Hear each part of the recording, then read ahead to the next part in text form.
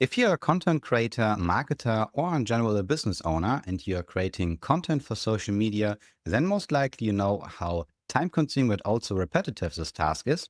But the good thing is that most of these slides, so for instance, right now we are looking at the infographic, but also here, this specific slide here, most of that can be generated by using Claude Code, Codex, any API for publishing the post to the social media platform, combined with either a skill for generating HTML files or generating images, for instance, by using Nano Banana Pro or GBT Image 2. And in this video, I will explain you step by step how such a process can look like. So we will start from the content creation itself. So we will generate a carousel for Instagram from scratch. Afterwards, we will take that image, or in general, the images for publishing them to Instagram. And apart from that, I will also show you how you can set up the auto DM monitoring so that if someone adds a comment to your post, then your account will directly send a message to them. Let's take as an example the documentation of Claude Code for generating skills. And there's one section about the front matter reference, so fields that can be used for describing your skills. And let's assume I want to generate a carousel for the 5 most important fields. Then I can simply take the URL and copy it as a reference for Claude Code. And the only thing I have to do is to go to Claude Code session. So I am right now in the terminal, but you could also use, for instance, Claude Desktops. That doesn't matter. And the first step is to invoke the skill, which is infographic carousel, followed by the information. So let's say you have a blog post, or you also want to paste an URL, then you can do that, including a guidance on how many slides you want to generate. So the more precise you are, the better. And in this example, I want to extract the 5 most important front matter fields from the official Claude Code documentation. And I also want to create for every field one slide. So I can simply send the prompt to Claude Code. The first thing that Claude does is generating a manifest. So this file is a JSON file and it contains everything that will be important for, first of all, generating the slides itself, but also about the publish status. So if you publish it to Instagram or any other platform, then all of that will be written to that specific file, which is really useful when it comes to scheduling your content. As an example, let's say I want to generate a lot of slides, but I don't want to publish them right away. Then I could generate them and afterwards check the manifest file for each of them. And then, for instance, take care of the scheduling or in general publishing in another Claude Code session. And if we scroll further down, then we can see we have also the first outline with in total 7 slides. So the cover slide, the call to action, including 5 slides for 5 different front matter fields. And let's say I am happy with all of it except for the call to action slide, because we want to add a call to action that the user comments also something. So we can simply update the call to action slide with comment with skills to get all my skills. So can be any call to action. Right now that doesn't make sense, but I guess you know what I mean. And now we can see that Claude took care of updating the last slide, including a headline overlay with comment skills, and I DM you all of mine. And let's say we're happy with it. Then we can simply say continue so that Claude can take care of generating the slides now. The cover is already generated and it was saved under assets, Instagram, followed by the topic. And it looks like this. So now I could either update it and say I'm not happy with the results, so change something and then it will regenerate the image. So in case I want to change the text or the styling, but in my opinion, it looks quite good. So that's also the reason why I will approve it and then move on to the next slide. All 7 slides are generated, which means I approved every single slide. And after the approval, Claude took care of updating the manifest. So as an example here, we can see that I approved a specific slide and then it appended one entry into the manifest that we know on which position should the slide be placed, what is the file name, content, and so forth.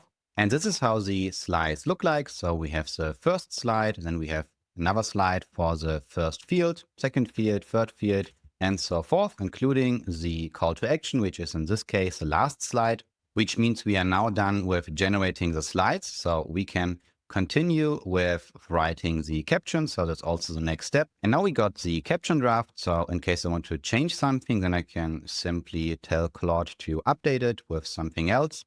But in this case, for the demo, I am happy with the content. So we can continue with saving that into a file. Now we can see that the caption is saved into caption.txt, but Claude took also care of updating the manifest with the platform, but also caption, because this is important for the next step when we want to publish the content to Instagram. And for that, we can simply execute the post to Instagram skill. And the first thing that happens is that the skill takes care of reading the manifest, and afterwards it asks you if you want to publish the post right away, so post it immediately, or schedule it for a specific time, including the time zone. But since we also want to set up the auto DM monitoring, we need to post it immediately. This is now the last step before it gets published. So we have the slides, we have in total 7. We have the cover, all the 5 slides for the front meta fields, including the call to action, the caption preview, and also the first comment, and timing is immediately. So we can say, yes, post it now. Now let's have a look into my Instagram account, and we can see that the slides were published. We have the cover slide, including 5 slides for the different fields for the front meta, and of course also the call to action slide. But there's something missing, and it is, if you comment with skills, then I want to send you a direct message, and it's not configured yet. But that part is actually quite easy because there's another skill that takes care of configuring it. And for that, we have to invoke the start auto DM skill. And for that, we need to pass the URL. And afterwards, it will ask us which message we want to send. And this is how it looks like. So what is the content of the direct message? So in this case, I will pick the first one, which is a recommendation to send them to my school community. And we need also a trigger, which is, for instance, the comment skills, which makes also sense because it is inside of the description. And afterwards, we get a draft for the DM message. So in this case, hey, thanks for commenting. Here are all my Claude code skills documented in the community. But you can also change that. But since I will delete the post after this video anyway, I will just approve it and also start the monitoring. And now the configuration is done. So the monitoring is started, which means the API in the background, which is upload post, will poll every 50 minutes for new comments, and all of them will get a message which was defined before. So the draft which we have here. So that was a demo. In case you do have any questions regarding any step, then feel free to let me know and add it to the comments. And the next thing we will do is to talk about the structure in general. So we covered that in the beginning, but let's quickly wrap it up. So we have content creation, so you can use that system for generating the content itself. So let's say you have a blog post or you have already an image library or something similar.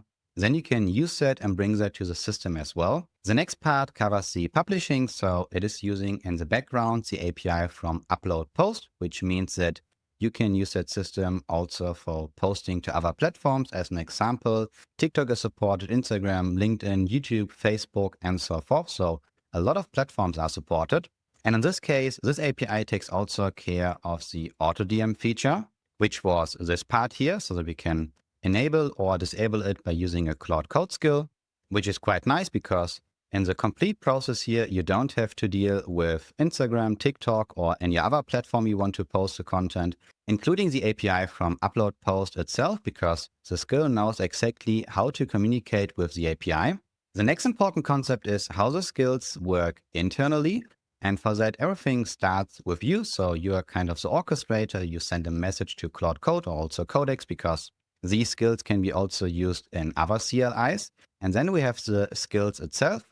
Some of them can be auto-invoked. So Claude is able to invoke them because it is allowed to do that. As an example, it can invoke the skill for generating the images, but it's not able to invoke the skill for posting because I disabled it, since I want to be the person that decides when to post something. Otherwise, it could happen that Claude will post something on your accounts without you approving it. And of course, there's another part which is really important, which is a script. So I've decided to use Python for that. And within these Python scripts, everything is documented on how to communicate with the API. So for instance, it's using upload post, as I mentioned, for publishing the content to the social media platforms. But for generating images, we need also an API. And for that, I've decided to use Kie.ai. So it's an API where you have access to video, but also image models. And currently 2 models are supported in the skills, but it's also really easy to extend it. And I've decided to use a GPT image 2 model because the images are quite good. including the text. So everything that can be done here can also be done by using the skill. And we have also the pricing. So one image costs about 2 cents. But of course, this depends also on the configuration. So the higher the resolution, the more credits it will consume, and the more credits, the more it will cost. And the other model that is also available is Nano Banana, which means you can also use that model for generating content for your social media platforms. There is another important thing, and it is where does the data get stored? And for that, there are session folders. So under the domain social media, because this skill is also part of my agentic operating system, but it doesn't matter where you will locate the skill because it takes care of generating an asset folder. And inside that asset folder, every topic will get an own folder, which will contain the images, the Caption.txt file, but also the manifest, which contains important information about the post status. So is it in the draft, approved, or already scheduled? And apart from that, it also contains information about the monitoring for the AutoDM feature. And the last important concept is about the multi-account support. So you can use that system for multiple accounts. And as an example, I have right now my English account, a Spanish account, a French account, and so forth. And within these YAML configurations, I have all the data regarding the account name, brand voice, which colors I want to use, font types, but also platform-specific information related to TikTok, Instagram, YouTube, and so on.